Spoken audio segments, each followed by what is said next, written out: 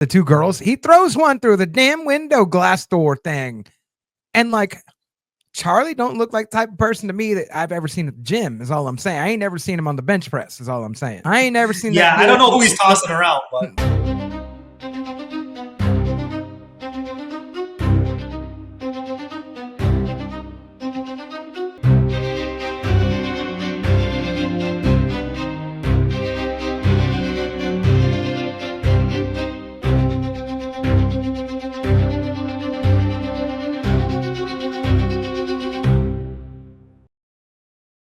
What is happening, folks? Welcome to another episode of Whiskey and a Mystery. I am your host, Blake, Money Blake Weather. How is everybody doing out in podcast land? I hope you're doing great. I hope you're doing fantastic. I really hope in this crazy world, you guys are just doing really good. I hope you've been enjoying all the episodes we've been releasing. We're going to do another fun one here today. We've done the first three. You guys know I love this film series. I already have a breakdown for it. If you haven't seen it, go ahead and go on the channel and go ahead and look it up. You'll know what it is once I say the name. Well, so I'll say the name. Today, we're talking all about... I didn't want to say the title, but I hope you've seen the breakdown for Scream 4, every clue in Scream 4. That was actually really fun to do. Every single one was actually really fun to do, to find the clues. And it's really cool to do something like to make a video that like I wanted to see as a YouTube fan that didn't exist. So I hope you really enjoyed it. And I hope you enjoy the talk that we're going to have for Scream 4 today. But you know, we can't do it alone. We have to have a whiskey nerd. We have to have a whiskey guest on today's episode. But before they come on, we need to go over the rules of what is going to happen when they come on. So rule number one, our whiskey guest is going to go ahead and pick a whiskey. It has to be $45 or less, and it has to be findable for everybody out there. So that way you can go ahead and enjoy that whiskey pick with this movie. Rule number two, at the end of the show, our whiskey expert will go ahead, whiskey nerd sometimes, you know, title schmeidels, you know, whiskey nerd, whiskey expert, whiskey geek, they're whiskey enthusiasts. They will come on at the end of the episode and they will make an expert whiskey pick that pairs with this movie. This could be any price point, could be any allocation level, could be hard to find, could not be hard to find, but it's going to match well with this movie. As you guys have seen in the previous episodes, there's not a bad whiskey in the pack. And I also want to hear from y'all. What whiskey do you think will go with this movie? Do you have a cocktail in mind? Do you have a different type of alcohol, type of spirit that would go well with it? Maybe like a good like red wine. Ooh, with Scream. Ooh, a little red blend. Ooh, a little Merlot heavy. Let's talk about that. I should just do a wine podcast. I love wines. Let's talk about that on a different episode of this though. But today, my guest is a new friend of mine, and he's got some really cool shit on his channel. He is the host of Whiskey Morgue. You guys need to go follow him. He's got some great content. And one of his guests, we'll get into it, ties directly into the Scream series. Without further ado, let me introduce you to Mike of Whiskey Morgue. My man, what is happening, sir? Blake, dude, I don't think I've ever received an intro like that. Ever. If you could just do the intros for my podcast, like, who is this guy? Don't worry, he just takes care of the intros. He's the MC. Don't worry about him today. Yeah. That little guy, I wouldn't worry about that little guy. Yeah.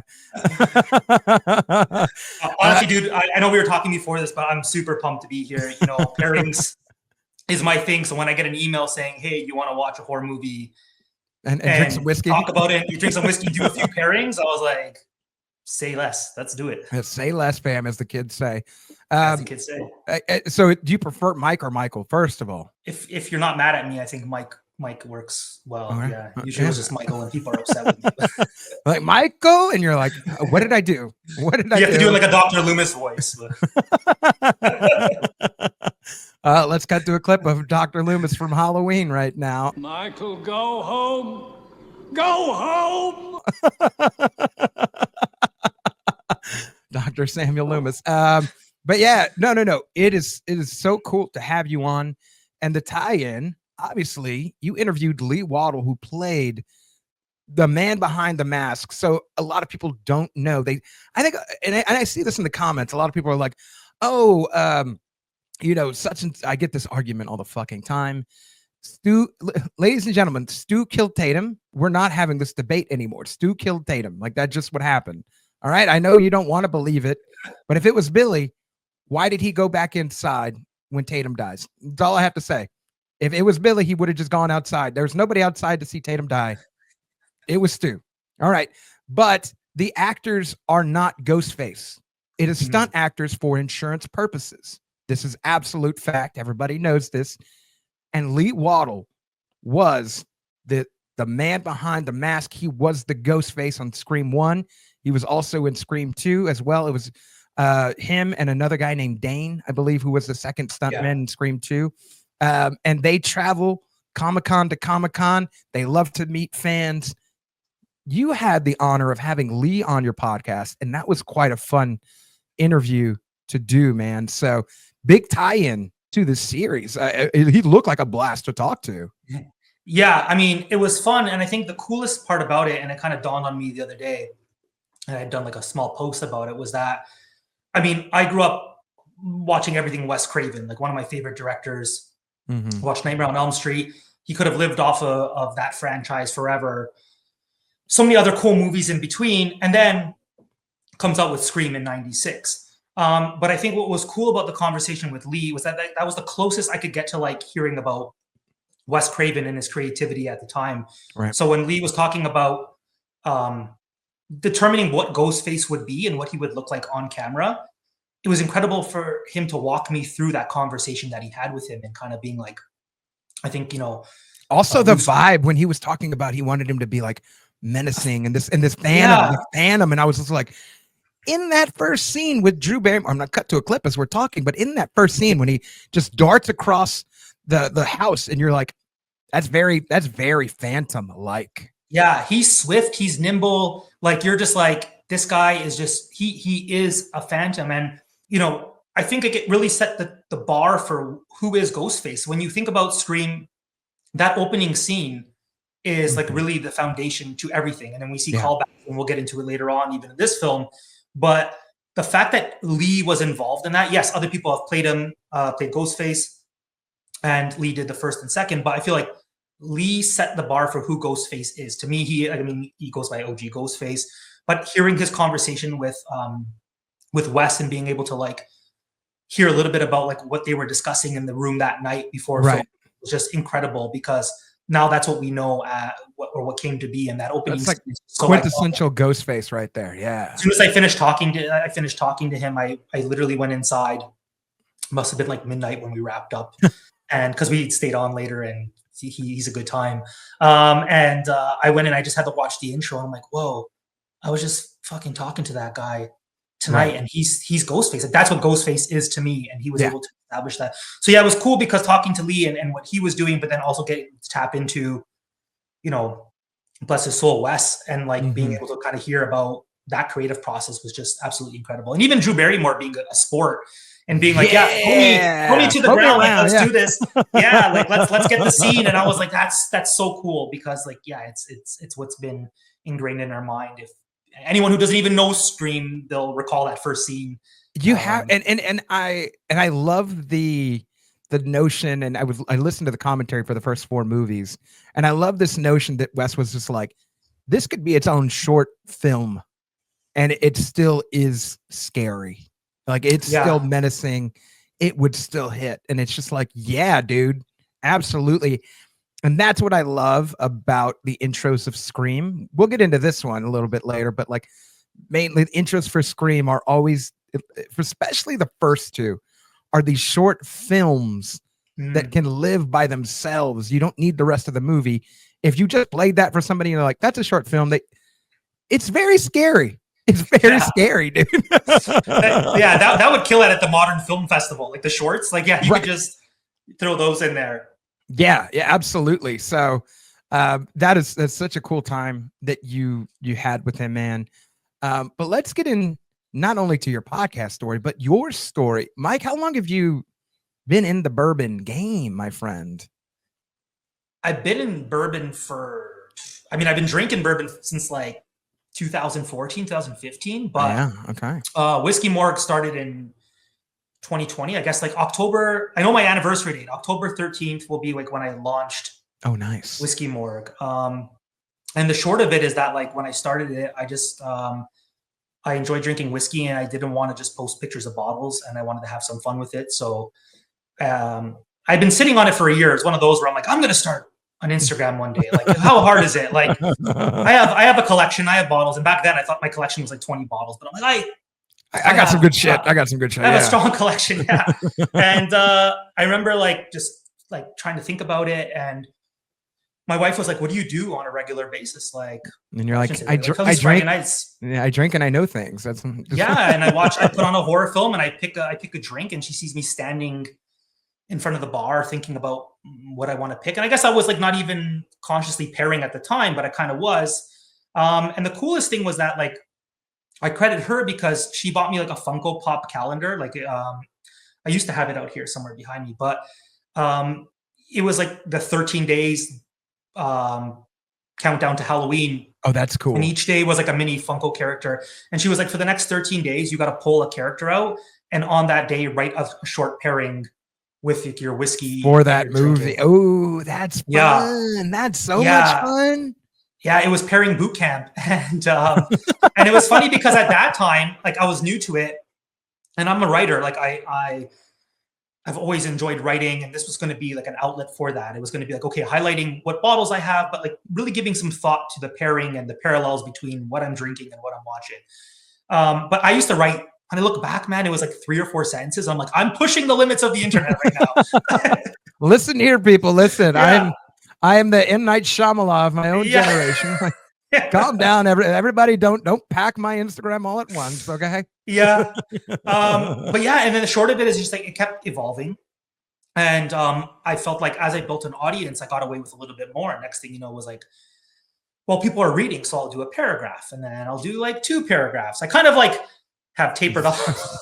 Yeah, but I'm like, I'm pushing it, and it's incredible because even right now, like, you know, we've kind of transitioned to reels, and right. I feel like I've done a decent job at kind of still having like now like the live pour, what I'm pouring, the movie in the background. It's clean, but people still want to click that like more button and read what I'm saying. Your whole dissertation. They want to hear the whole. Yeah, thing. yeah. Like they're there for like click the link to continue.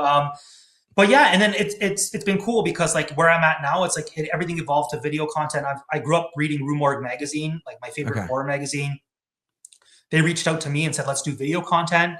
And I was like, no, but I just want to be the mystery man behind the TV screen and bottle. And I don't, and they're like, I'm a writer. Like, yeah. And yeah, it was scary. It was daunting. I remember like going in there and there was cameras and lights and production. And I'm like, I'm just going to sit here and talk to myself in front of a camera. I was sweating, man. But like anything, I feel like you just dive in. And where I'm at now is like, well, I met a lot of great people along the way. I used to do Instagram lives. It was very loose for people who didn't want to edit or do anything else. But I feel like I was making such great connections and having such great conversations that it was such a shame to be lost in just a feed. Right. And they're like, oh, you spoke to so-and-so from this movie. I'm like, yeah, scroll down 8 months. And then when you get there, open it up and then don't leave because then you won't be able to continue where you were watching. But yeah, I did. Like I spoke to them. So here I am. Oh, yeah. I started the podcast 8 months ago. And yeah, I'm excited, man. I just feel like it just keeps evolving into the next thing. But at its core, it's what you're doing, man. And this is why I'm happy to be here, is that it's whiskey, it's a movie, it's fun. Whether you lean into the movie or into the whiskey, you're going to have a good time. And there's always a connection there. I love it. I love that, man. I love that story. And I hope that people who tune in, maybe who are just maybe new to you or even long-term fans of you, like get to know you a little bit more because of that story. I think that there's a story to tell behind every dram, every cup, that there is a story to tell. So I honestly, I love that, man. But you know what I'm going to love a little bit more is figuring out, Mike, before we even get in this movie, what whiskey did you pair with this movie? All right. So I enjoyed that. My rule was that it had to be 45 or under, right? Or less. Yeah. Or less. So I went with Maker's Mark cask strength. I have a little baby version though. I have the it's okay. 375. I know a lot of people are watching. They're like, yeah, it's Maker's. It has like the blood red wax strip, and it's fitting. Like aesthetically, it works. But that's not how Whiskey More operates. So I was like, a little bit deeper. A little bit deeper. So, what first stood out to me, to be honest, was just the female connection. So, Margie Samuels being like the like mother of bourbon, the matriarch. They always talk about her involvement, and that she came up with the dipping the wax into the wax. Yeah. And our movie tonight, Scream 4, is very female driven, right? So we have both like our protagonist and antagonist, and like who we think's maybe and also like a decent character. We'll get into it later, but like it really is female driven. So I was like, okay, now like the wheels are turning. But what's cool is that I thought about like Maker's is very much a classic, right? Like someone who doesn't know whiskey has been to a bar and seen the traditional Maker's Mark, right? The regular offering, and they've tried to stay true to that. And over the years, they've been very hesitant on change because they kind of stuck to their guns. They're like, no, like this is what we do. For a while, they didn't have cask strength or Maker's 46 that came out much later. Maker's 101. Now I feel like they're really kind of like delving into a whole bunch of different experiments. They're kind of getting with the times. But I did a deep dive into some of their marketing campaigns over the years. And there was one that this was, I think, in the 90s. And the slogan was, "It is what it isn't." And they said how like it's they were trying to branch out amongst like the purists, but offer something new. And at this point, they had never been on TV or film. Okay. And their main goal was to get popular by being recorded and being on film, which we know is going to be an integral part of Scream 4. That like the missing part of the recipe, as we hear later, is that we need to take this one step further. We need to record the killings. So Maker's was like, we need to record what we're doing. We need to get in TV shows. We need to get on film, commercials, because just sitting on the shelf and having that iconic wax, it's not quite enough. Now, the other part, and this was like, I think the last campaign before the new one, was like, make your mark. Very like simple slogan. Okay. But I feel like in each installment of the Scream franchise, every killer is trying to make their mark. And the film as a whole is trying to make its mark and how it stands out in the franchise. So yeah, I feel like overall, this kind of encompasses where we're at. And it's like, it's a classic that like stays true to what it is, but continually has to kind of reinvent itself, while also honoring tradition and where it came from. And I feel like it's a very fine line to straddle.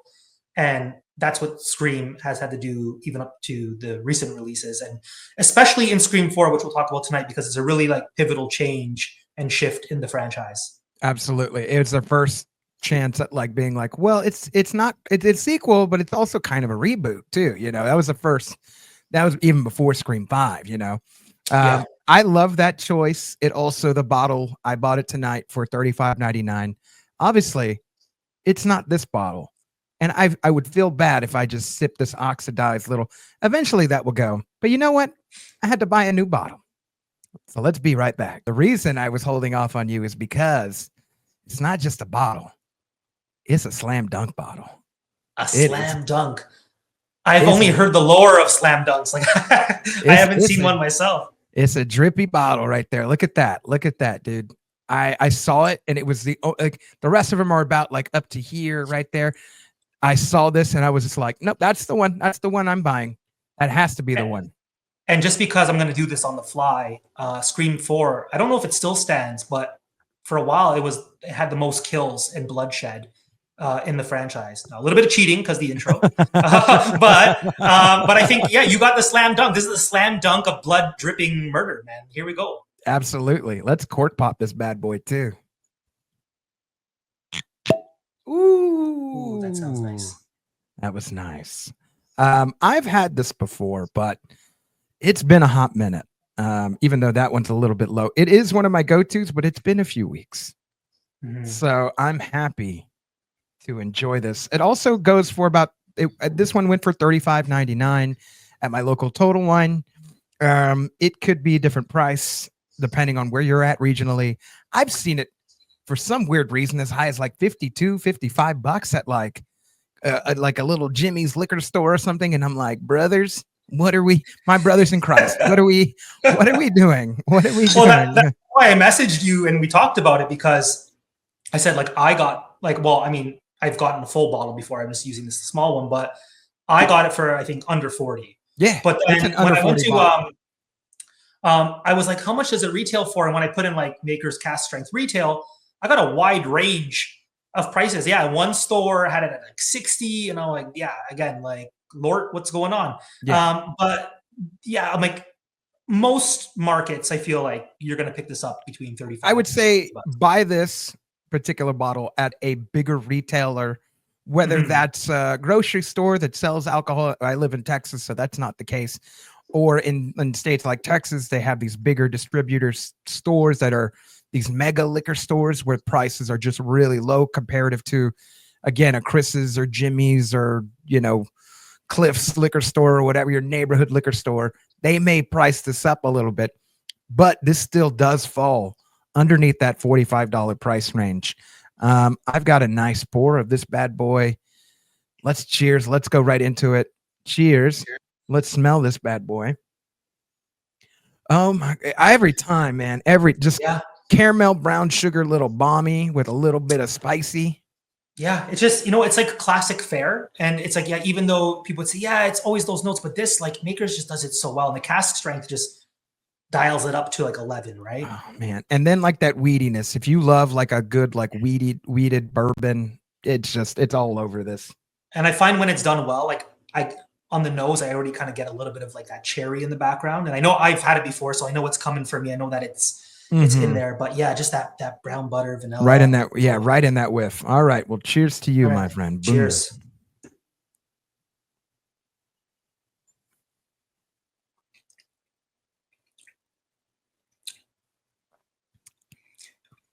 Oh man. I always get like orange spice cake, man. Like, and maybe just I eat a lot of orange spice cake, but for real, I do. My wife bakes, but yeah, like, I mean, obviously there's everything's like classic fare amplified. There's vanilla, brown sugar, cinnamon, but I just get that like spice cake. And I guess maybe I'm saying orange, but it's a hint of citrus or fruit in there. I get like a citrus scone, you know, or something like that. Like a little, like a little type of pastry that's kind of scony or biscuity, that's sweet, that has a little bit of fruit in there. Maybe you put a little bit of like cherry icing on it. Yeah. And it's not a dry scone. No, not this one's moist. Let me tell you. No, it's exactly. No one's choking on this scone.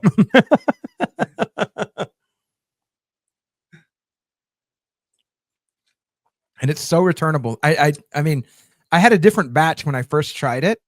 This is a different batch, but that one was just a brown sugar bomb, like in my mouth. And this is so returnable too. Like just brown sugar all day long in your mouth. If you love that and you love a sweetness and you like something that has proof, but it's not too proofy, like that's like, this is good for that. Yeah, because my batch is what, like 109, which is pretty fair for cask strength. This one's 111, so 111.4, so 55.7. A touch higher. Yeah. But like, what's interesting to me is that the 101 usually has like these like chocolate notes on it, and I mean it's the same whiskey. If anything, it's dialed down a bit, and for some reason, I'm not really getting, not in a bad way, but I'm not getting like those like chocolate notes on here. Ain't no chocolate. Ain't no chocolate in here. Yeah. No, there's no chocolate, but yeah, like you said, that like just sits nicely on the tongue, and like that brown sugar. You just want to. It's dangerous though, because like I can find myself like tonight chatting with you and just doing this. A couple more sippies than usual. Yeah. I love it. Well, what a great pick. This is definitely Nerd Detective, Money Blackweather approved. I love it. Mike, as you know, now that we've got the whiskey, let's get right into the mystery. Give me some initial thoughts, man, of maybe this rerun of watching Scream 4, maybe the first time you watched Scream 4, any sort of initial thoughts, nice little, couple cliff notes on the movie.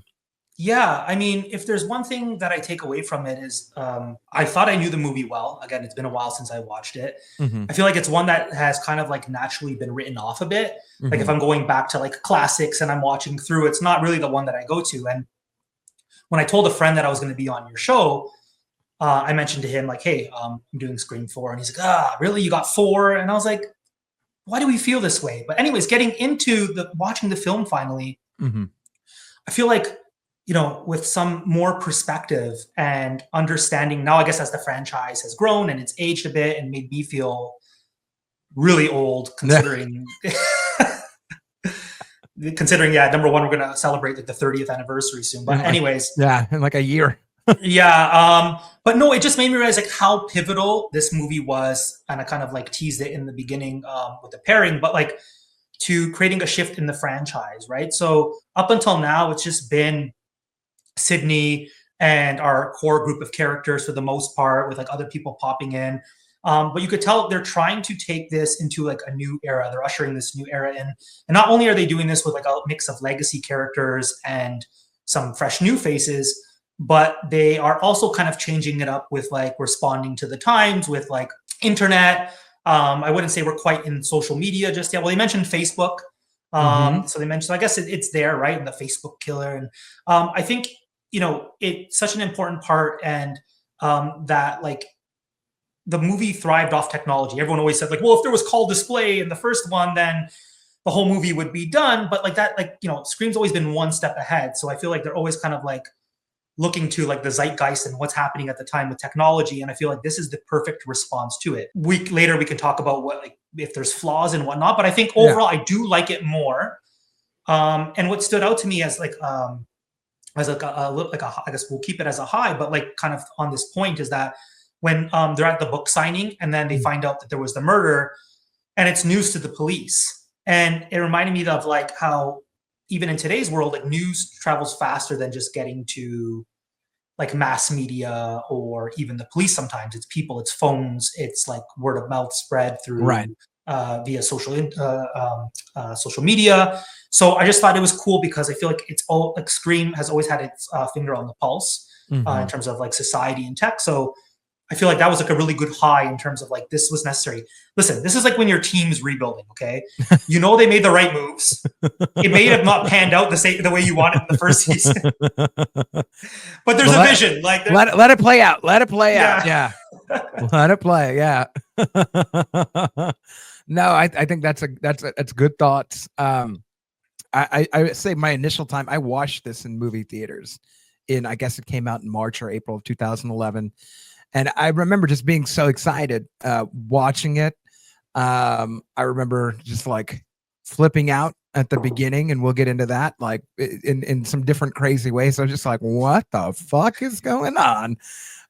what is the intro? Yeah. When does the start?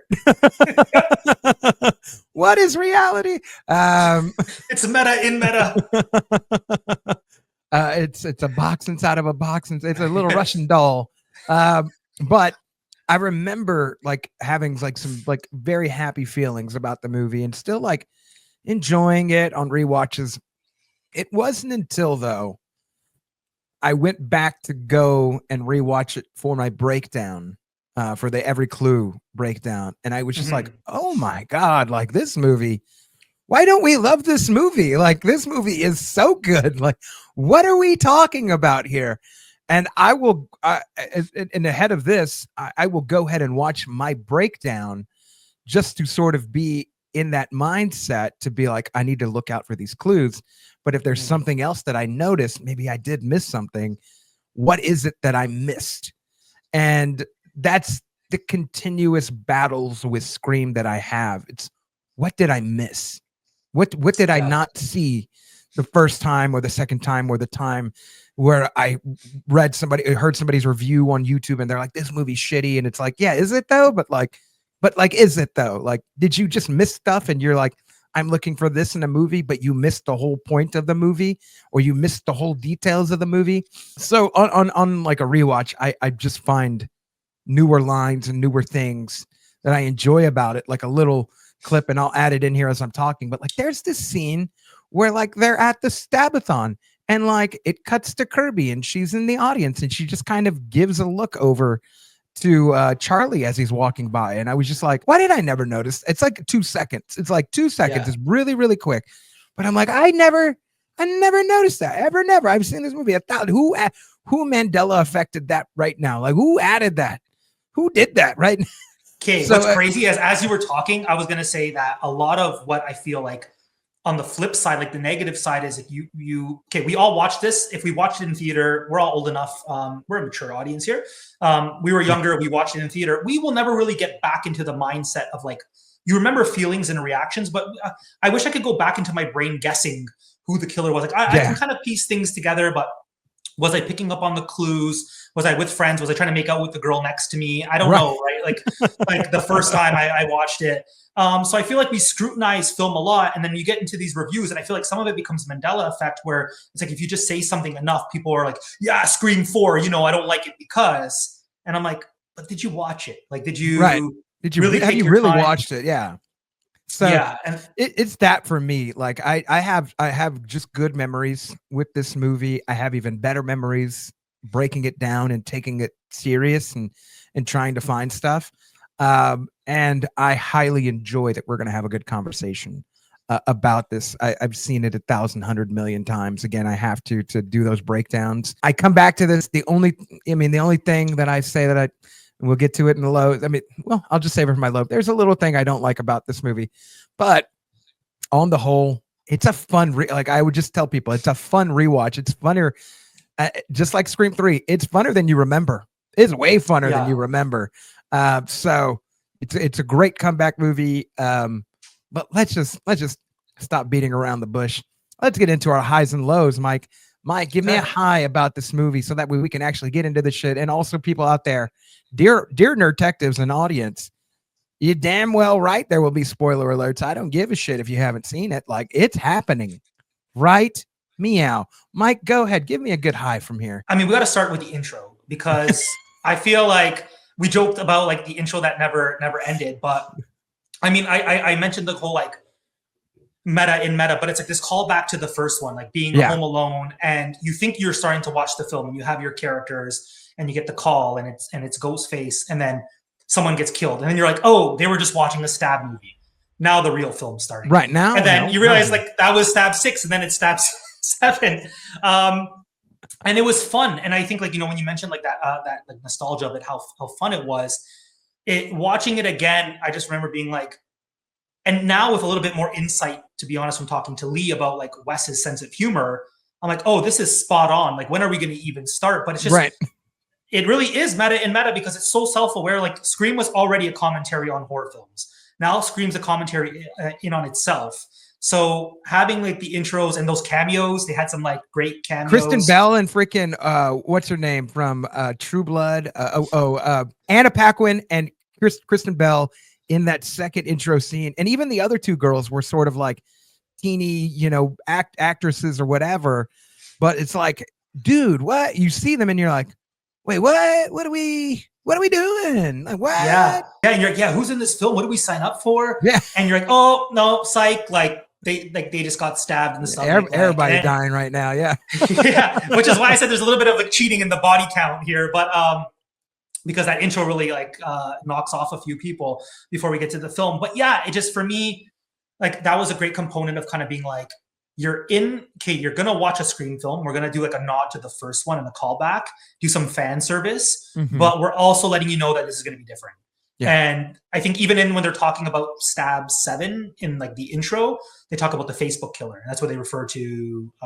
Ghostface is kind of like also donned this title of Facebook killer, and again, just being really with the time and the evolution of technology, I think was just genius. Yeah, and even the dialogue that Kirsten Bell and Anna Paquin have about like how the shit's so the same and and then the other girls are like, I don't like Saw. It's just like fucking body horror, and it's just commentary on what was happening in horror at the time, which is what the other 3 movies did anyways. Yeah. It's what Scream again, that evolution, right? Yes. Yeah, the torture porn was popular at the time. Right, exactly.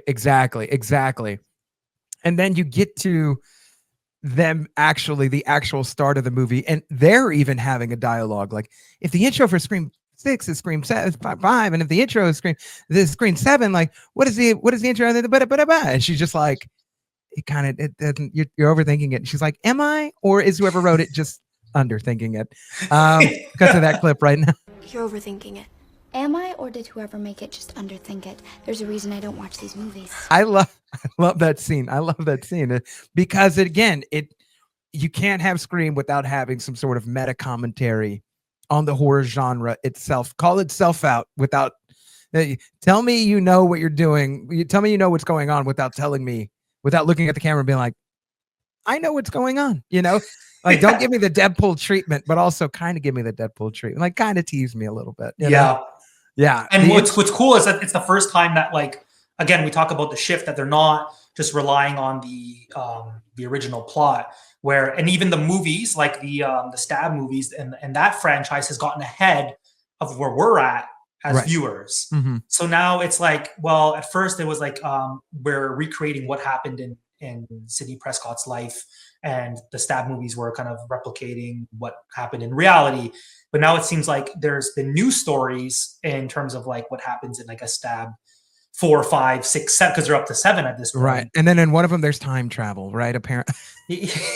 And we're not even there yet, because like we're in, I have to figure out what year we're in. That's scary. But we're in 2025, and yeah, we're still figuring out what 7 looks like. So they have it filmed already. So yeah, and I mean, I know there was rewrites, and obviously there was all that drama around who was involved. It makes me more excited, to be honest, not to get off task here, but like with like the pivot and being like, it seems like they kind of like double down now on like the canon and the legacy characters. So having Kevin Williamson as a director has made me interested since day one about this movie. Same here. And that's the fact, like at first I was kind of like, ooh, like this might be like botched and thrown together because they had another film in mind and now they had to pivot, but he's on board and I trust it's in good hands. So I'm excited. I mean, he dabbled with this movie, right? Like he came back to return to Wes Craven. They were like 3. Okay, let's admit it. 3 was a little wonky. And Kevin was probably like, yeah, because I wasn't involved, bro. But like, can we make it happen? Yeah, here. Put me in, coach. Yeah. I'm here for the rebuild. I'm on the bench. Let's go. You know, let me come in and shoot that 3 right at the, right at the 1 second mark. No, I think the intro, I think that's a strong high. I think for this one, the brutality of this one is a big high. Like, yeah, we hadn't seen a Scream movie since 2001.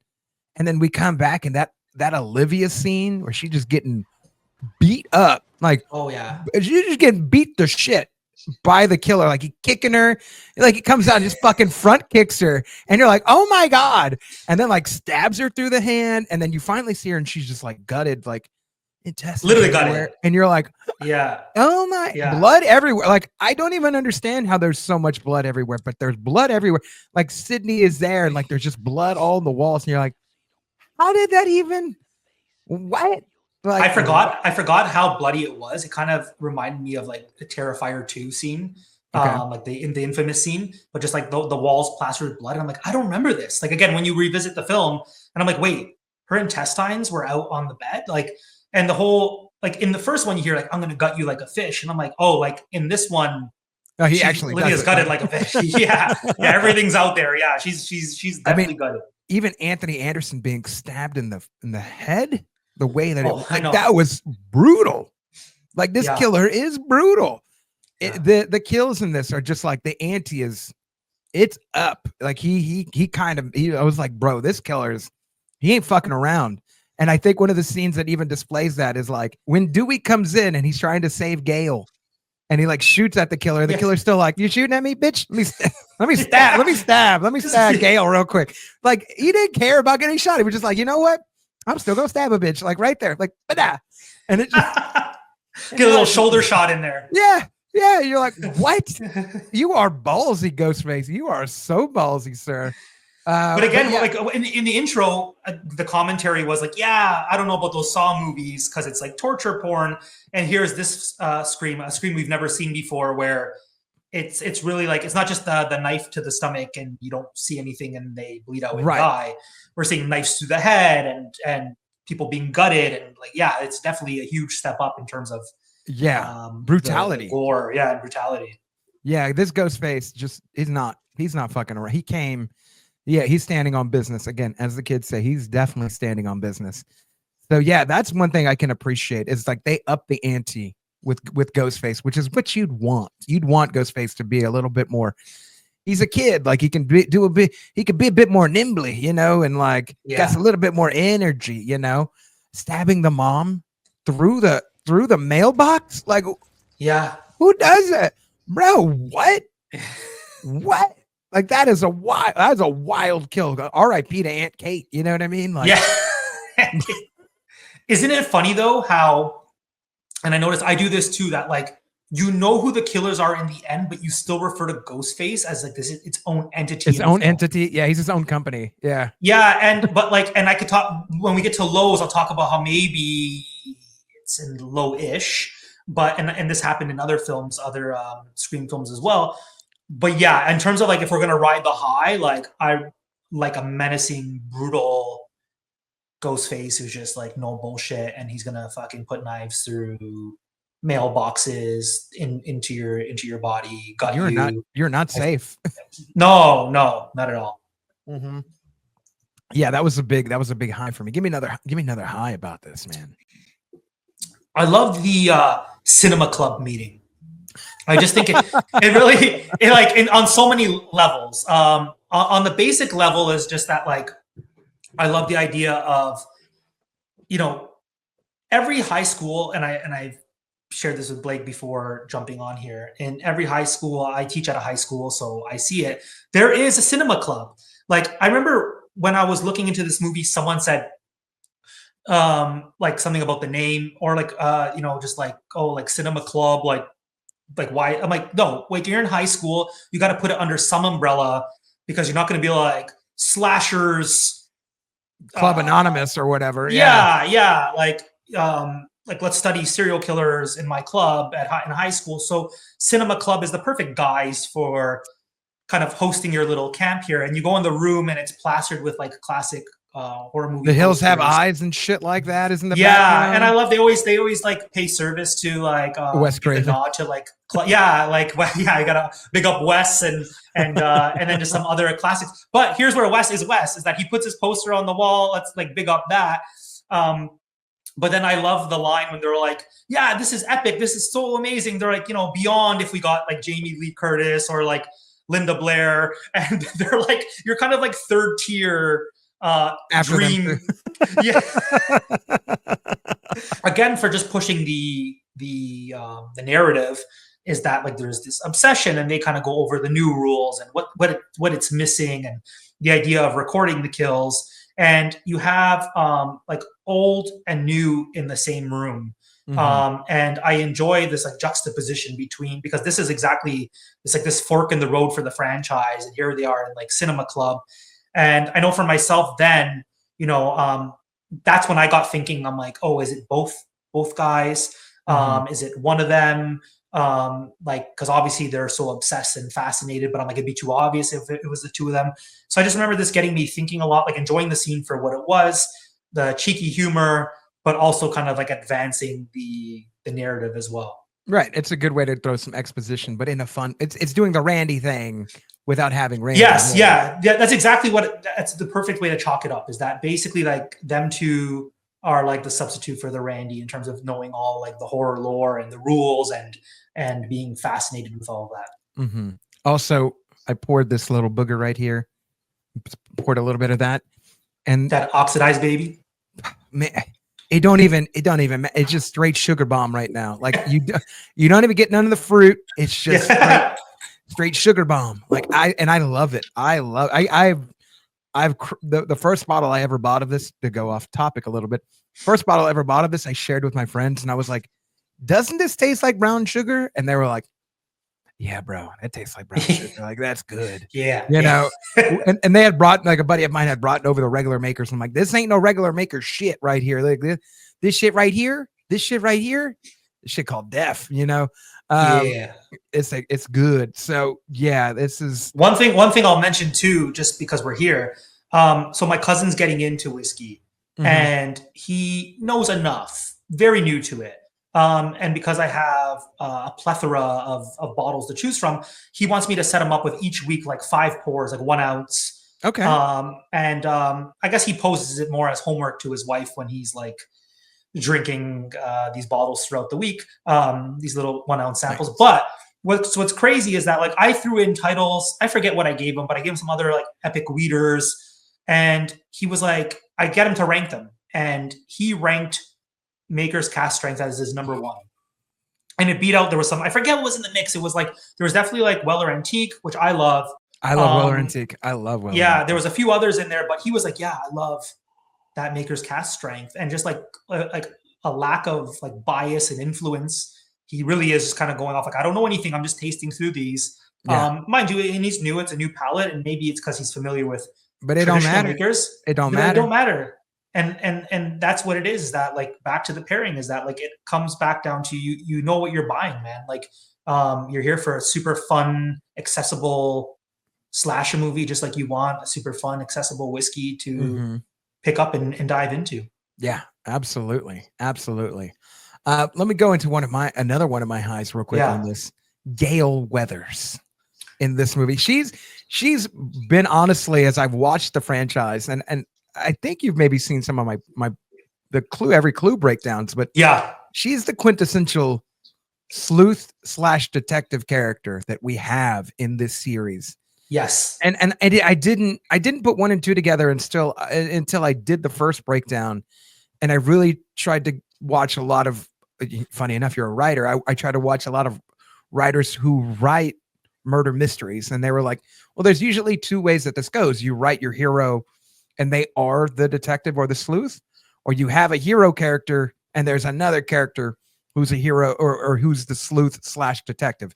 They're 2 in the making. And I always thought about that after like trying to dig into murder mysteries more.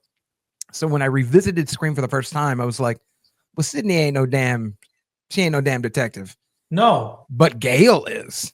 But Gale has been a detective since day 1, trying to get Cotton off. She knew that he wasn't the guy, right? Putting the cameras everywhere, trying to be. She comes across as nosy, but also, I've said this before, like a different murder whiskey to mystery, but like she's a damn trickster. But like, damn it if she ain't right. Like, god damn it, yeah. Gale. Like you're sort of bitchy sometimes, but I cannot deny your ways. They work. Yeah, and I love how in this film she's scrambling for her identity a bit too, right? Like, so we talked about kind of like a reinvention in this 4th installment, and you can tell like she's like, Dewey's like, well, I'm with the police, and you can't really be involved here, and she's kind of taking a step back from like the reporting, and but still she's on it, even if she writes in size 38 font. When like, I was like, you want to insert a clip? Insert the clip of her writing or trying to write the beginning of her story. Right here. I have no fucking idea what to write. At least size 38 font. But she's the one who connects with Charlie and is like, okay, let's do this together, right? Let's team up, and she's always on it, right? Yeah, when you look at it, like Sydney has no clue what's going on half the time. Like, she's just kind of like, She's reacting. She's reacting to everything that's thrown her way. But Gale is the one who's chasing down. She's like, "Oh, you're a killer? I'm gonna go chase you. I'm gonna go find you." Yeah, like bro. Her going to the goddamn party and like putting the mask on with her little old hand. Like I see that scene where she's like throwing up the thumbs up, and I'm like, what the fuck are you? Who in high school does that, Gale? Like, no one. Also, your hands are wrinkly. Like they're gonna think you're a fucking. They're gonna know you're a teacher or something. Like, ain't nobody hands wrinkly like that, bro. Get out of the party. Like, but it's so true to character. Like that's so Gale too. It's Yeah. so Gale. Like I would expect nothing less from Gale at this point. Like thinking she can blend in and shit with high school, and she does for a little bit, enough to put the cameras on. But that's just her. She chases down the killer. She's like, "Hey, killer, where are you going next?" Whereas the killer's chasing, Cindy and like you're like, what are you gonna do that the killer's like right next to you, Sydney? You know what I mean? Like, and to give Cindy some credit, she done practice karate over the summer. She got some moves, bro. It's not high kick the killer and shit. Yeah, bro. people are wondering what Sydney's been up to besides writing a book, and she be training jujitsu and shit. Like she was ready for this killer, bro. She training some MMA, watching UFC over the summer, bro. She's been ready for this guy. We should have got some exposition on her Brazilian jiu-jitsu. I was waiting for her to be like, oh, I took some self-defense classes or something, like, yeah, because for sure she does a little tumble down the stairs, comes back. Let's cut to the front flip or the front kick.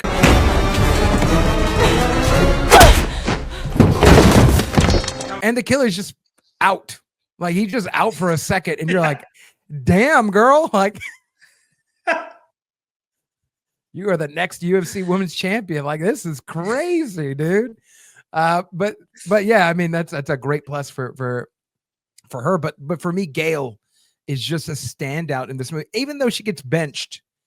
Even when she is benched, she still figures out because Dewey's a little Dewey, and he's just like, hey, she said that you could write a book with your hatching wounds. And she's like, she got stabbed in the shoulder.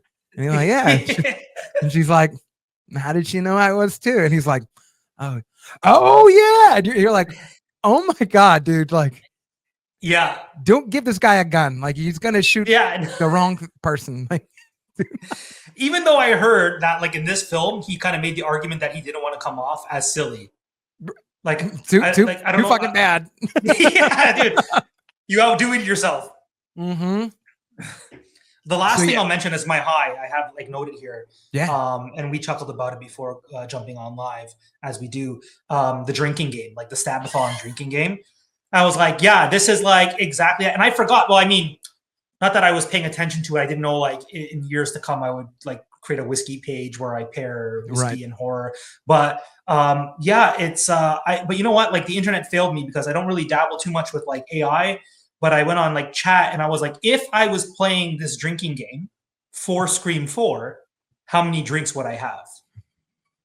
It didn't give me an answer, but we have to do some research then. All of them. All of you. You would die. A lot of drinks. Just like, you're a lot of drinks and you're dead. But yeah, I love that like they're starting the marathon. They're like, yeah, like you got to drink if they lose cell service, which we did before we jumped on here. Or anytime. Oh, well, let's play the rules right here. Let's cut to a clip of the rules. You drink every time someone can't get a cell phone signal. It's ready to drink every time someone shuts the refrigerator door. And, oh my God, there's the harmless character right behind it. He's ready to drink every time someone screams the word. No!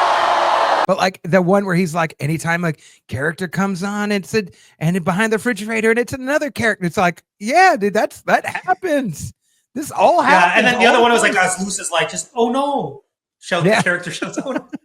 Also, you have to, I don't know. I think people forget this. I think I even forgot it till every time I forget it till I rewatch it. I have like Men in Black memory every time until I rewatch it. But they want to watch all 7 screen. It's Stabathon. Yeah. And they're starting at like, I don't know. Let's call it to be fair, 8 o'clock, maybe because the time and the daylight savings or whatever. We'll call it 8 o'clock. So you're starting the party at 8 o'clock. People settle in 8:30. You start the movie. You have 7 movies, which are, let's call it conservatively an hour 45 per movie. Mm-hmm. You're there till what, 5 or 6 in the morning?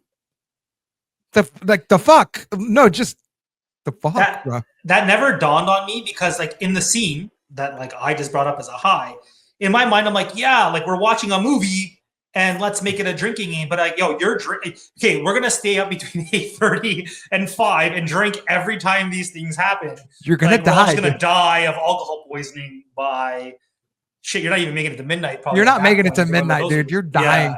Yeah. That's such a great point. It's the logic in here sometimes. Let's go to the lows. Let's go to the low because Yeah. that's my low. Like that's a good transition actually to segue Yeah. from your high to my low. It's like they all want to die. Like you're not gonna live during that game. Like somebody Yeah. has to leave after the first one. It's just like, listen, dude, I've only been drinking beer and I have to drive home. And also they're just letting the kids, like the cops don't know. This is supposed to be a small town. We'll call it conservatively. Yeah. 70,000 people, maybe. And like the cops don't know. And the cops don't, I mean, in the first one, damn Dewey was hanging out with the damn party with all these high schoolers, you know, like watching them drink. Like, bro, what kind of backwoods town is this shit? Like, and what's his name? The officer Adam Brody there was like checking out a teen. It's Olivia Morris. She lives next door. She's on the list. She can live next door to me. Like, oh my God, dude, what? Yeah, I mean, so Dewey hangs out with the teen. I mean, I guess like it's real small town. Real small, yeah. Nope. Lows, okay. Yeah, give me a low from you though, Mike, because that was definitely I immediately thought about that low because that's a point that I think I only think about it though when I watch this movie because I enjoy so much about this movie. But when I hear that line, like, we're gonna watch it's a Stabathon, we put on all 7 movies, and I'm like, who's still there at 5:30? Like, your parents don't love you? Anyway, I've done some sketchy stuff growing up, but I'm like, like signing up for the whole like marathon, it's a little bit iffy. Okay, I guess like this wasn't going to be my number one, but it came up earlier in the conversation. I know it's talked a lot of there's a lot of talk about it on the interwebs, but like both our killers, Jill and Charlie, are very small in stature. And the Ghostface that we come to love in this film he's like 6 feet tall, 6 feet, brutal, like fuck you up, powerful, like just gonna. And it kind of reminded me of Scream 6. Played by I forget his last name, played by Max, but like same thing, just like one of the most menacing Ghostface I've seen, just like throw you through a glass table, like pull out a shotty and stand there like 6 feet tall and be like, yo, I'm gonna fuck you up. Right. So yeah, when you get the character reveal, I'm like, I like mentally like those characters, if that makes sense, like them being the killers, like in terms of their angles and why they would be, and I feel like it's a great mix as to like chalking up why they would be the killers. Right. But just in terms of like stature, they said they put like Jill in like platform boots in certain scenes when she had to like have the robe on and whatnot. But I mean, again, like, but it's nitpicking because we talk about how we kind of treat Ghostface no matter what, like a little bit different in the films because like maybe over time, it's like an actor, like we kind of like this different person or being compared to who the reveal is in the end. Mm-hmm. But yeah, it just kind of like there was a little bit of that discrepancy where I'm like, like it's hard to really sell it because I really like this Ghostface and your point is so valid. And let's even go to the first scene where he actually kills people in real life. The 2 girls, he throws one through the damn window glass door thing, and like. Charlie don't look like the type of person to me that I've ever seen at the gym, is all I'm saying. I ain't never seen him on the bench press, is all I'm saying. I ain't never seen that. I don't know who he's tossing around, but yeah, who?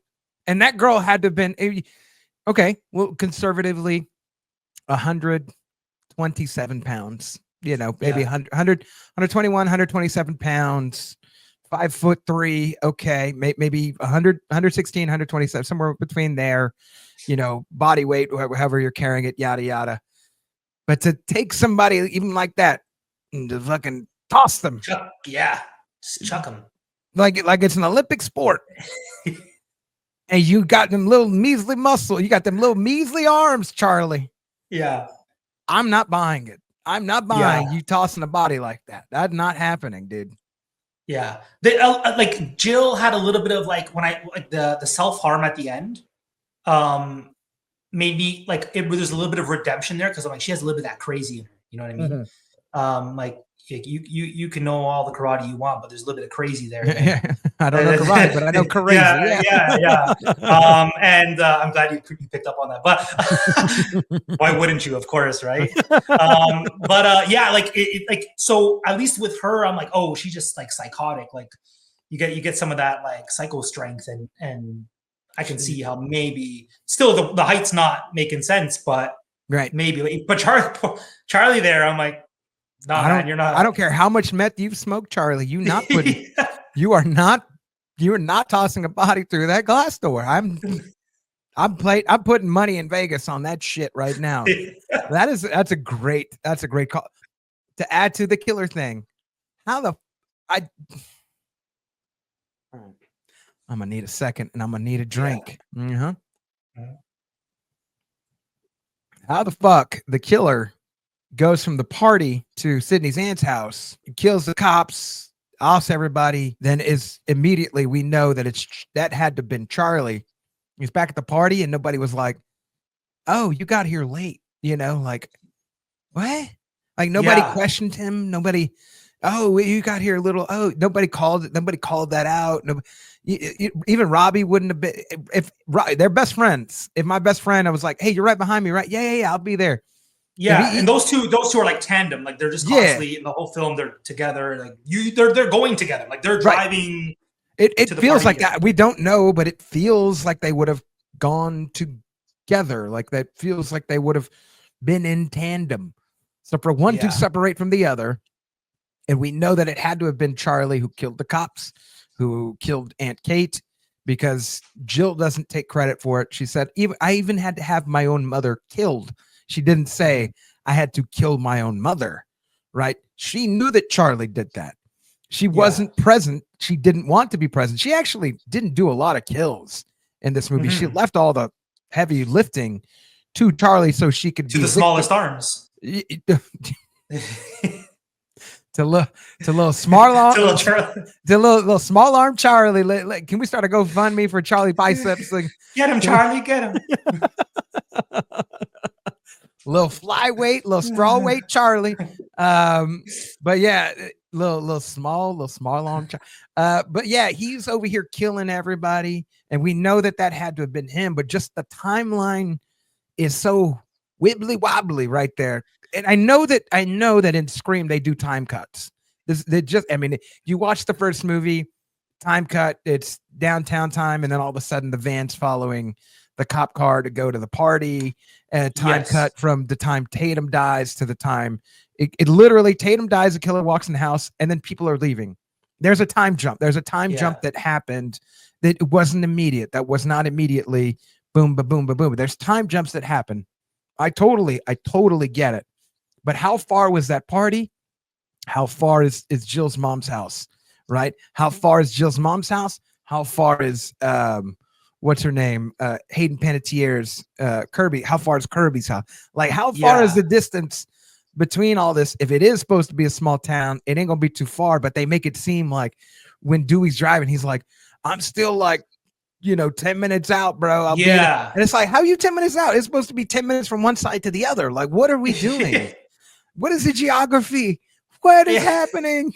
I need a topographic map of Woodsboro. Okay, like yes. But I'm glad you mentioned that, because I like a lot of people talk about like throughout the franchise, like like the jumps in time, and there are like the time cuts. But I think like the most important part that you mentioned is really just like the two of them arriving together. And if Charlie's late, then why? Like that makes less sense. So I feel like you hung out with your best friend before. I know you have a best friend, Mike, and I know that if you guys, hey, maybe we go to a restaurant and then we're going to go to somebody's place, we're coming back to your place, whatever, you are going to be, hey man, everything, you good? Like if they don't show up after 5-10 minutes, you're like, and they got to be, oh, I stopped for some ice, or I stopped for some beer, or something. Yeah, okay, got some gas or something. Okay, cool.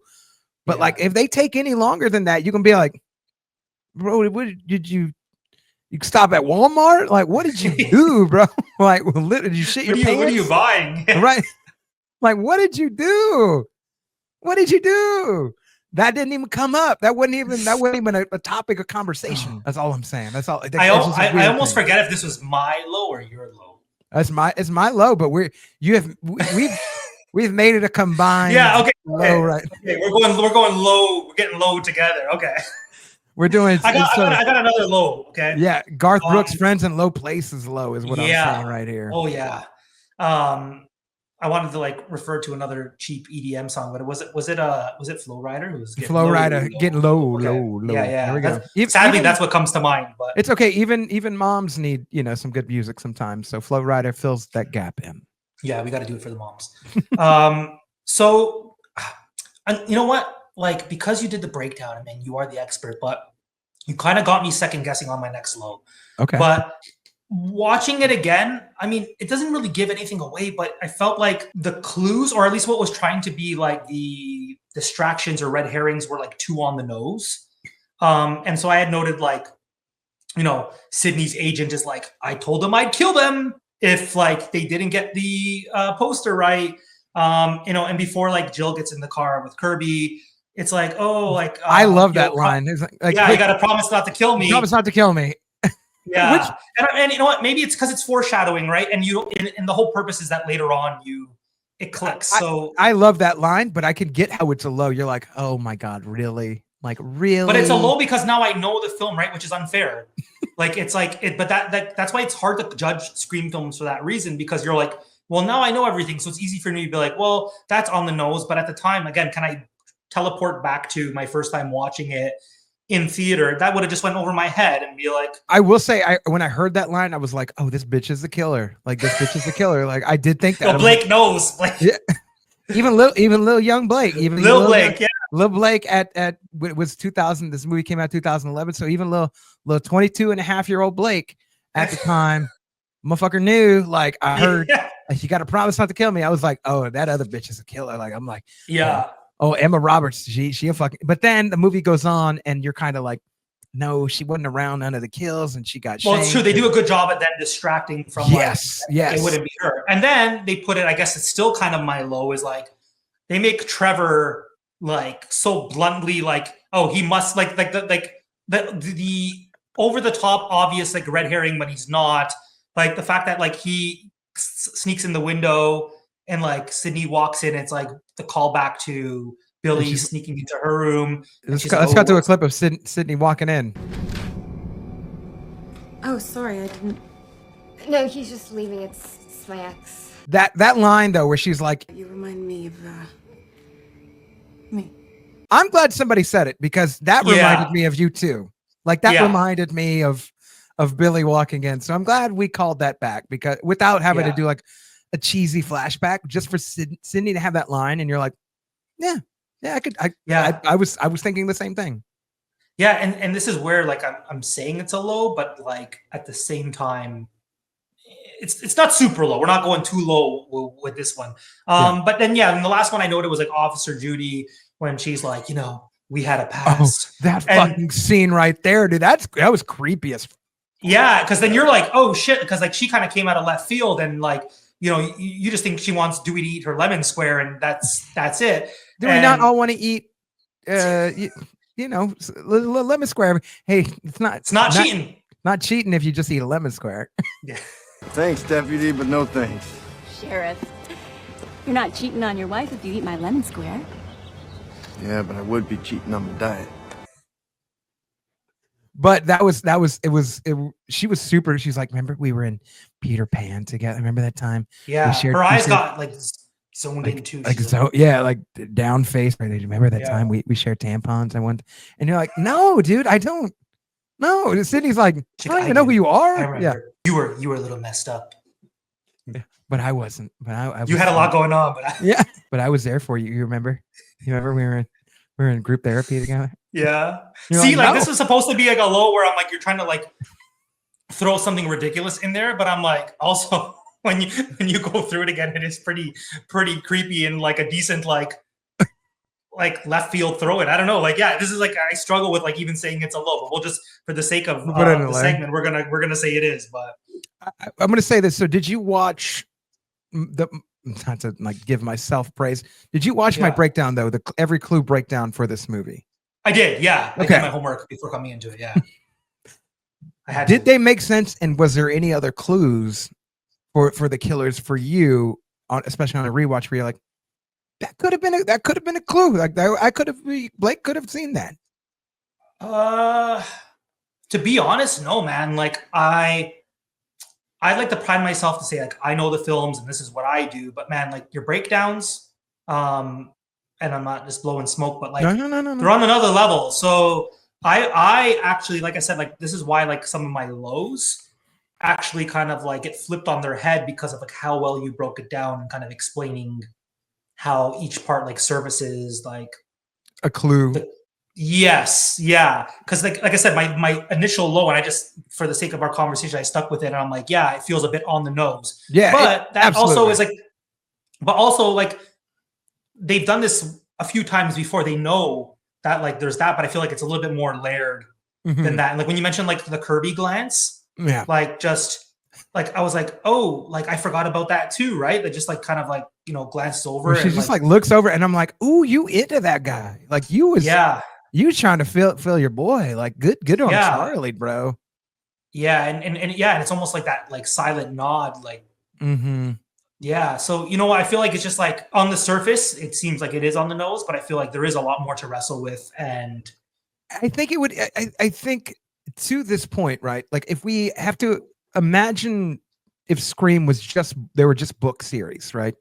Yeah. And Wes Craven just was a great author, or Kevin Williamson released this as a book series. It's incredible, like the amount of detail that goes into these clues, because you could picture reading. Then Trevor enters, homegirl's doorway, and she comes in through the window, much in the same way that Billy, Sydney saw him and thought much in the same way that Billy came in her, window is the same way that Trevor's coming. And you're like, damn, dude, like that is detailed. But you need to read that in order to put one and two together and be like, oh, it's kind of creepy. Like it's I will say, creepy. And this is not, trust me, like this won't see the light of day for probably the next decade, but I've told myself I'm going to write a novel. Okay. And I've been writing, and like I have chapters, and it's kind of like a whodunit. It's kind of informed by previous films, but to your point, until you're writing it, and I am trying to like mislead the audience as I'm writing, it's tough.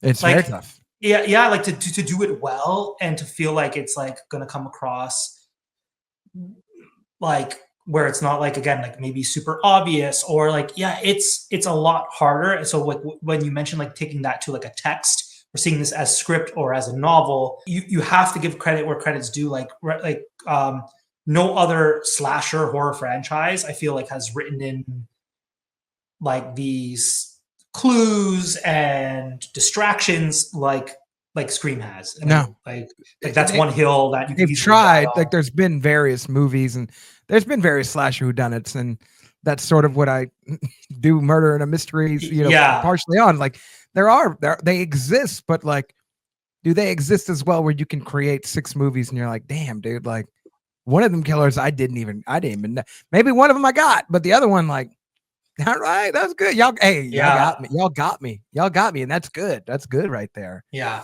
And then when you think about like I said, obvious on the nose, like was it number 1 where you see like the boots in the bathroom? And I feel like they've always done that. And I think like it's just easier to be more judgmental, like when you've watched the films and you come back to it, like I said. And like, of course, like you're like, well, I've seen it all, so I can like kind of like criticize what I think. But I feel like there is a consistency from 1 through 4 with like some things kind of intentionally seeming very obvious, but again, the writers, whether it's Wes directing or Kevin Williamson, like they're all very aware of what they're doing. Right. And everything has to be intentional. And whether it is, again, on the nose, I think Billy was on the nose in the first movie. Everybody knew that, but like, there were certain moments where you're like, well, damn, I mean, you're in jail, bro. You can't call Sydney, bro. So like, well, obviously it can't be you. And then at the end of the movie, you're like, it's Billy. It ain't Billy. No, it's Billy. It ain't Billy. Like, and then at the end of the movie, you're like, God, it was Billy. It was Billy. I knew it was Billy. God damn it, bro. I knew it was Billy.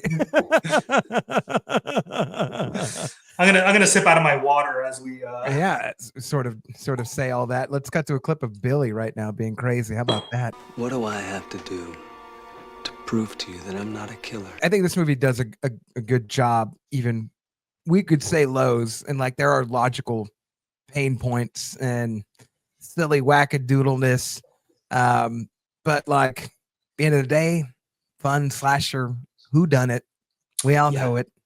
And even for a fourth entry, I can't think of a series where there's a fourth entry on any series where you're still like, I mean, it's still a good, it's still a good. And I think even to your point, very early on, very ahead of its time, the guy's like, oh, I'm recording and it's going to be the way of the future and yada yada. In 2011, that really wasn't a thing. But now, what does every influencer do? Like, what does every influencer do?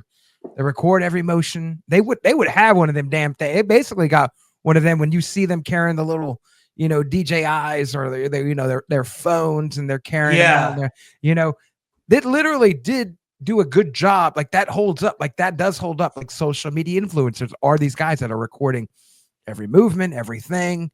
And I think Robbie being that character is a good sort of placeholder for Wes and Kevin to be like, yo, like, I think this is where it's going. And for them to be, hey, we're live blogging. What do we call that now? We just call that live. You're live on Instagram. You're live on YouTube. What's crazy, and I don't know where I read it or if it's true, but they were saying that it was highly influenced by Justin TV. So he was like the first to like do like I forget how long he recorded himself for, but it was like an extensive amount of time, might have been months, where he had like just like live cams in his house. He was like the first to like live stream his life.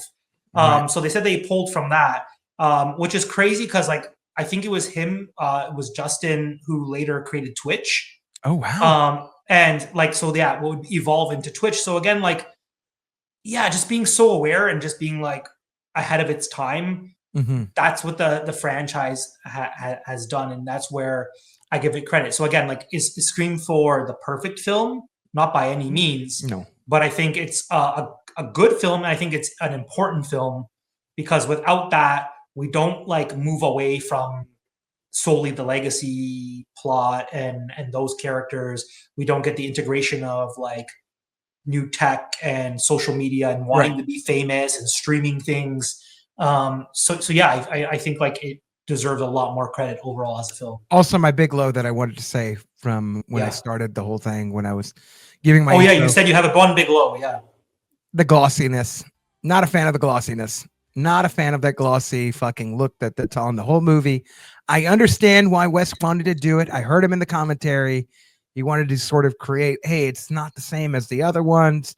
It's sort of a revisit. It's like as if you were in a dream and you had to revisit was it Westboro? What is that? Woodsboro. Yeah. It's like you're in a dream and you had to come back to Woodsboro, but like it's not the same. And so I wanted to put that sort of film filter on there, and I'm like, that's cool because I noted that, but I didn't listen to the commentary, so I didn't know that like that was. I'll send you the. I was just like, why are things blurry? Yeah, I'll send you the YouTube. And so a guy put it up in 3 different pieces. I also I shouted him out for that for the breakdown that I did because I used that piece of commentary in there. But he put it up and he's a goddamn pirate for it, and I love him. But Wes talks about that, and I'm like, I get it, but also, brother, like don't do that, like, no, let's insert that clip right. Got to a clip. Brother, what's that, brother? Yeah, I just don't like that. I don't like it. I get it. Don't like it. I don't have to like it though. I can like the rest of the movie and not like that. That's just my 2 cents. You know, it's like an album, man. Like everyone thinks like, oh, this is my favorite album ever, but there's 2 songs you skip over, or there's 2 songs that are like, eh. Yeah, like you like the skit on that. You know, like you like the skit. Yeah. You like the that interlude? Yeah. You like the outro on that? You for real? Nobody likes the outro. All right, let's do one of my favorite parts of this, Mike.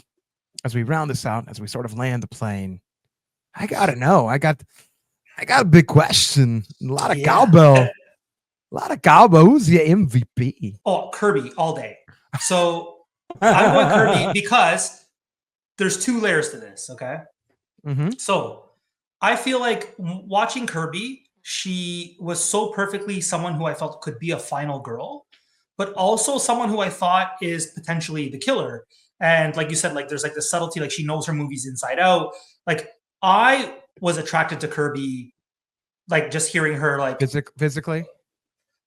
Physically, like I mean, I watched was it Heroes, the show she was on? Yeah, she was in Heroes, yeah. Yeah, I mean, big Heroes fan. Like maybe that's where like the crush started. But like in her character, when she was like answering all the questions, she's like, yo, throw them at me. Like she'll I know all this stuff. I'm like, yeah, that's my girl. Like she knows. Like first date, like me and her having a drink and she's just throwing out all this horror stuff. I'm She's like, okay. did you know who the killer was in the first Texas Chainsaw? And you're like, Gunnar Nelson. What's next?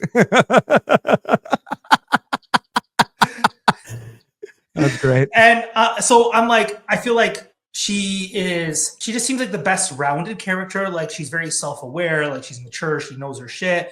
I'm not sure if she's like she could be the final girl, she could be part of like she could be a killer, like I don't know. But the coolest thing I think, like, so like I overall just appreciated kind of where she kind of like straddled both sides. And to me, that's a really good character, like in a whodunit murder mystery. Like, oh yeah.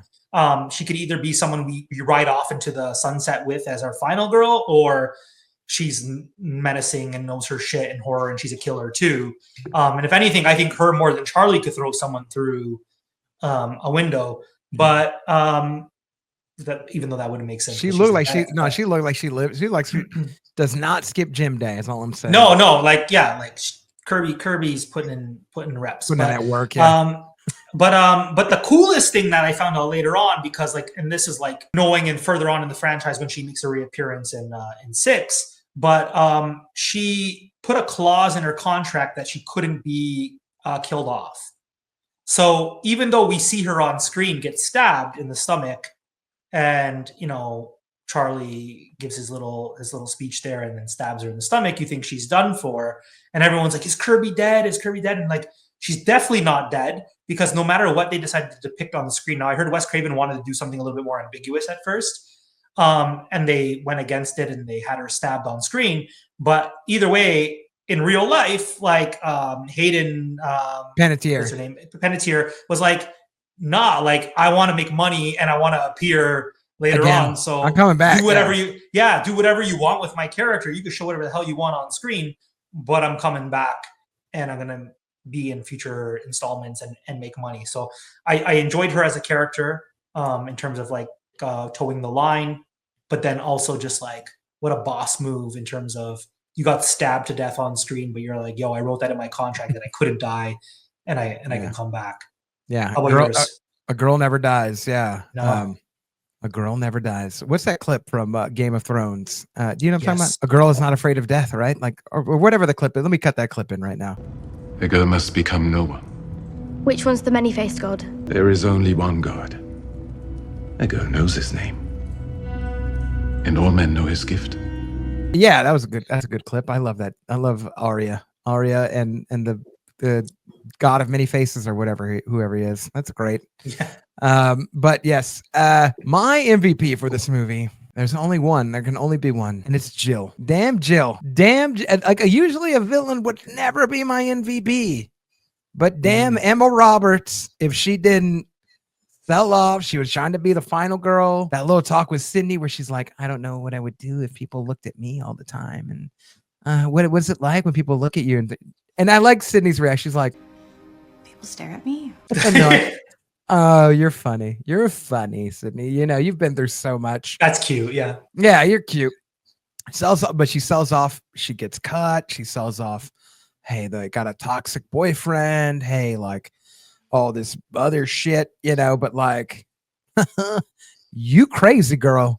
You is crazy and you killing people, and gets the closest to killing Sydney that has ever happened in the franchise. The closest. Yeah. Like I did think, I was like, oh shit. Like there was a second when I watched it for the first time. I was like, they're going to let Jill get away with this? Like, yeah. No Which way. would also kind of maybe make sense if they were really going hard in the new story and new characters. New rules. But that's rules. what I'm saying. Like Jill was up there for me too, because like at the end, when you have that bit of crazy and she's like, yo, I'm going to like start smashing myself. Dude, I'm going to fight club myself. Like, yes. What? Yeah. Bro. She went for it. Yes. I knew she was crazy First of all, I knew there was a lot of points where I knew she was crazy. When she stabs Sydney and unveils herself, you're like, oh no, you're crazy. Like, oh no, like you're crazy. Like, yeah, Bruce from Family Guy. Let's cut to a clip of oh no. I know. Oh no. I know. She's a little crazy right there. And then she's a little bit more crazy when she's like, oh yeah, Charlie, I love Charlie, and I'm gonna kiss Charlie. And you're like, all right, like the geek gets away with it, cool. But then when she shoots homeboy in the little peepees, and you're like, oh, you do not do that, dude. You do not do that, bro. I don't care what he did. Leave Trevor. Like, you do not do that to a man. Like, do not do that. And she does. And then she stabs like the level of crazy. Like, I was like, I thought she was crazy. Thought she a little bit more crazy. Thought she a little bit more crazy. And then when she just flings herself all around the room, Fight Club style, you're like, you need therapy, dude. Like, what is happening? Some things have been missed. Yeah, can we sign you up for better help right now? Like, what? I give you a monthly, girl. Like, I give you free month, like something.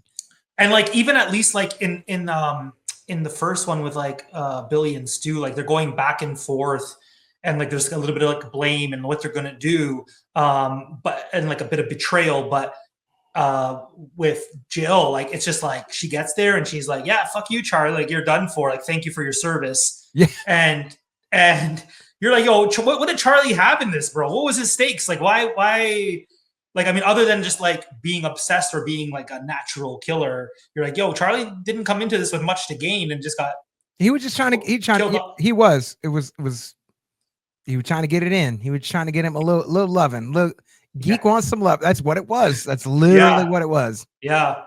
And you're like, if you're gonna die over some gal, like, bro, like, just stick to movies, bro. Like, do not do this. This Start is a podcast, man. Do something. It's a PSA right now. The more let's insert the more you know right now.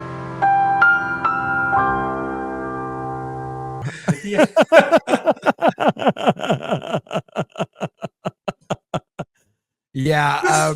But Jill, for me, she's the MVP of this movie. She sells it up until the bitter end, and also committed. Like, she knows she's done with. She knows if Sydney wakes up, she knows she's done with. So then she's like in the hospital, sneaking around, going to go up to. I love that line when she goes up to Sydney and she's like, You just won't die, will you? Who are you? Michael fucking Myers? That line right there, bro.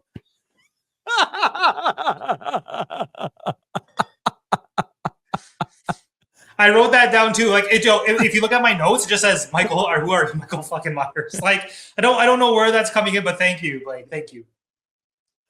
We're on the same wavelength at that one. But yeah, like, and then she calls Gail a skinny bitch. Come on, let's go. Get your skinny ass out here. I'm like, God damn, bro. Gail's like, okay. Roasting? No, but you're roasting people before you want to kill them? Like, what is wrong with you, dude? Like, it's bad enough you're going to kill them. You got to roast them before the last thing they hear is a fucking insult. Like, yeah. And that's why I think, like, you know, like Jill really just like really owns the crazy psycho persona of the killer, like she does. Yeah. So I think just other than the discrepancy of like, ooh, like what would she look like dressed as Ghostface? But like, other than that, I love her as the killer. Just because, I love her as a killer. I love her as a killer. She is just that batshit crazy. Like, Charlie's fun. Jill is out there. She's top. And it's not just me. I think you go to a lot of top people's rankings of killers. Jill's always in the top 3. Like, sometimes she's number 1, sometimes she's 2, sometimes she's 3, but she's always in there. Always in there. And you gotta give credit where credit is due. Well, now, Mike, though, now that we've done the MVPs, now you know it's your time to shine, just like Jill did. This is the part of the show where we do the expert whiskey pick. Mike, for this movie, for Scream 4, what is your expert whiskey pick for this movie? And this is where you would have edited all the other stuff that I said when I prematurely tried to jump to the expert whiskey pick. But I never thought in a million years that I would, like, if I got to choose any bottle, but I feel like it serves this movie in this franchise. But I am going with a Blanton's single barrel. Oh, Now I have. I'll have a pour with you. I have one. Yeah, keep let's talking. do it. I took out another glass. So listen, Blandins. If you're in the whiskey world, even in the slightest, you know Blandins. And I bought this bottle that I'm potentially. You know, I'm just gonna kill it. Look at that. I'm gonna do a really hefty pour here. Oh no! There we go. Oh no! Drink to that. Following the rules. But yeah, like you know what, like Blanton's is Scream 4 because Tell me why. it's a bottle that, in the words of Backstreet Boys, tell me why. I will tell me why. Okay. This bottle is Scream 4 because it's meant to be fun. It's meant to be a good whiskey. I got a fresh glass. Let's pour Nice. some blends. But like this idea, this fascination with like social media and fame, that's what's made Blanton's both like popular and more criticized At the same than time. some other whiskey bottles. And like I feel like, you know, we laugh about like if it's not posted to the net, and like for years we still see it, like someone gets a bottle of Blanton's, it's like you don't got it until you do a crotch shot in your car of you With the finding Blanton's. Blanton's. Yeah, and I mean we could use other tater bottles in there, but this idea of like you got to film everything, and that's like the idea of social media and filming everything is what like skyrocketed Blanton's, but also put it under so much scrutiny in terms of like reviews and stuff. But like it's like any fun slasher, it's meant to be fun. Like, and I think sometimes we lose sight of perspective. So like, I mean, this bottle here, before we jumped on air, I talked about how like I was pretty fortunate, but I got this for 65-70 Canadian. Oh wow. And that's like Chuck E. Cheese money. So that's like 50 US. So when people are like, yo, is it a Blanton's killer? I hate that shit because I'm like, yo, other than like us overhyping a bottle and creating so much like demand and allocation because of like social media and fame, it's meant to be, yeah, it's a nice bottle. It's a cool looking bottle. It's original, but it's meant to be an everyday pour. It's fun. It is tasty. So when people are like, yo, Blanton's sucks, or Blanton, like, or, you know, someone will hate on it or something like, this is a Blanton's killer. I'm like, it's a killer because the other thing you bought is at MSRP, and like Blanton's at MSRP to me is just an excellent pour. And sometimes I come back to it and I'm like, it's great for a $60 bottle or $65 bottle. I actually point the finger at you or like make fun of you if you went and spent 120. I didn't. Upwards, whatever. Yeah, Dorian Blake, I'm not coming at you. I know you're smart. I was like, I bought this shit for MSRP. Yeah, but I didn't do it. Like, but it wasn't $60. It was MSRP. Oh, it's changed. It's changed. Yeah, it was a little different, but I bought it for MSRP. I did not tater. I didn't pay no tater price on this bitch. Yeah. And the thing is, like, if you buy it for what it is on shelf, but this is me across the board, right? It's like I've been fortunate that I've had other bottles like William LaRue Weller, and I bought that for sub $200. Yeah. And this is all Scream 4 because all the tater bottles, but I'm just using Blanton's as our starting point. But like, people are like, oh, how good is it? I'm like, honestly, phenomenal. Like one of the better whiskeys I had. If someone said you got to buy the bottle again, maybe I'd spend $300 instead of $200 because it's really nice and it's kind of special and it's kind of allocated. But I'll never spend $1,000 or $12, like these outrageous prices that you see online. And again, I think like as much as I love breaking down slashers, they're meant to be fun. They're meant to be silly. Scream 4 at some points can almost be a scary movie installment because of the humor and like absolutely the jokes. But like, yeah, it's like I feel like sometimes we talked about this, like whether it be whiskey reviewers or movie reviewers, they take it too serious. And as much as like we are doing this right now, I feel like it's a little bit more open-ended where like we take it serious in terms of like breaking it down, but we're not like fine tooth and comb under the microscope. Like, let's give this a 3 point something. You're like, yeah, okay, nobody cares. We're not grading this shit. Like, because you know what? Like here's the thing: is like the first time I had Blanton's, I really enjoyed it. I had fun, and it was like cool to have that bottle. And I have a picture on my personal Instagram, which is like dead and buried right now. But like 2015, I have a picture of me like with a bottle of Blanton's, and I thought it was fun. It had my birthday. I didn't know that would be a popular thing later on. It was the 04, barrel 14, date or 14. the dump date on it or whatever. Yeah. Yeah. And that's how you know it's OG, because it's 04, 14, 14 in 2014. Wow. And like that was just like, I picked that up off the shelf. But that's the same reason why you picked up fucking popcorn and your M&Ms and you watched Scream 4 in theater and had a good time, because that's what it's about.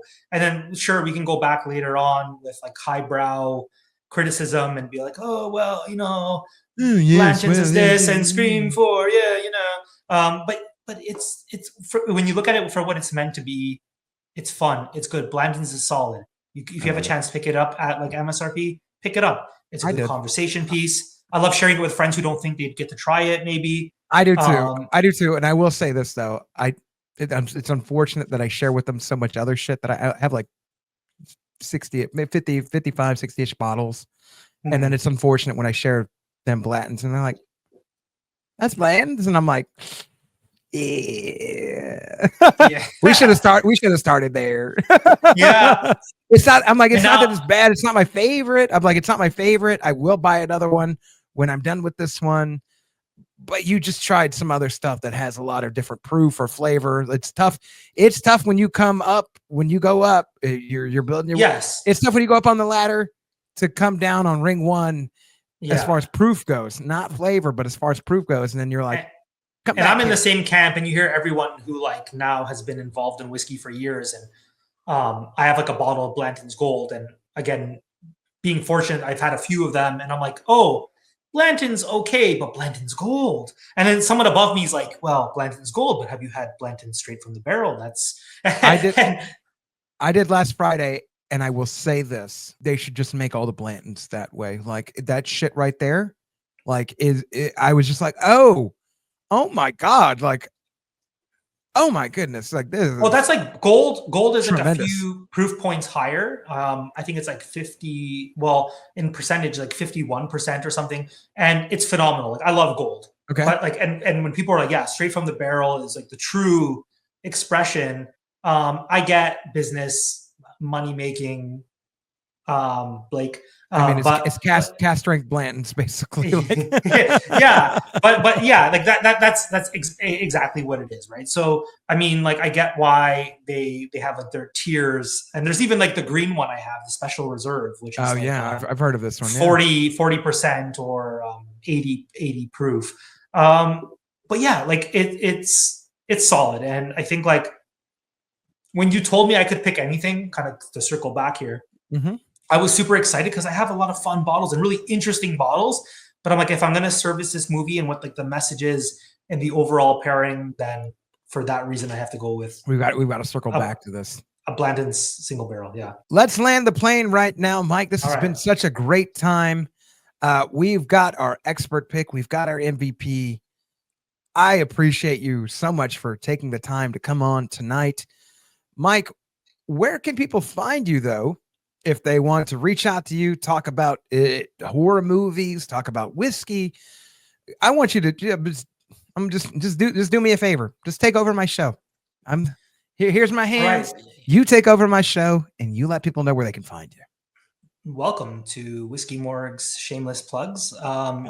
So first up, we have at Whiskey Morgue on Instagram, and that's kind of been my bread and butter and where I built, I guess you'd say, my following and what I do in terms of pairing horror and whiskey and a lot of fun content. Other than that, I've progressed, like I said, to the Whiskey Morgue podcast, and that's all on all streaming platforms, audio, and we have visual on YouTube. And with the help of Blake, it's going to be even more appealing in terms of like visual presentation. And other than that, whiskeymorgue.com. Other than getting linked to other things that I'm doing, I love creating merch, some cool, fun stuff. So if you're into whiskey and horror, like that's kind of been my passion project, is kind of doing some like really fun merch stuff, but then also it'll connect you to other socials and projects I'm up to. And lastly, I am affiliated with Rue Morgue magazine, and I do a little segment called Horror on the Rocks. So if you want to go on YouTube and search Horror on the Rocks on Rue Morgue TV, I have a lot of fun pairing subgenres of horror with like my top 5 favorite drinks and usually a cocktail. And there I'm not limited to whiskey, so I am inclusive to all the spirits. So yeah, other than that, I feel like that's pretty comprehensive as to where you'd find me. But I'm always open to chatting. I love someone who tells me like they were inspired by a drink or a movie. So definitely shoot me a message, send me an email. I don't bite hard, and I'm always down to connect with people in the community. That's how this tonight started, with Blake sending me an email. I was going to say, Mike is very easily accessible and in the best of ways. Like, reached out to him, and that's literally how it all started, from an email, became friends on Instagram, and here we are. So very easy accessible. For anything that you're interested in, that he's interested in, please go follow his YouTube channel, go follow his Instagram. He's always posting great stuff. And if you're on either one of those social mediums, you can feel free to follow me, Money Blake, whether Facebook, Instagram, Twitter, Snapchat. I'm on all of them. I don't post on all of them, but I post on some of them, and it's fun.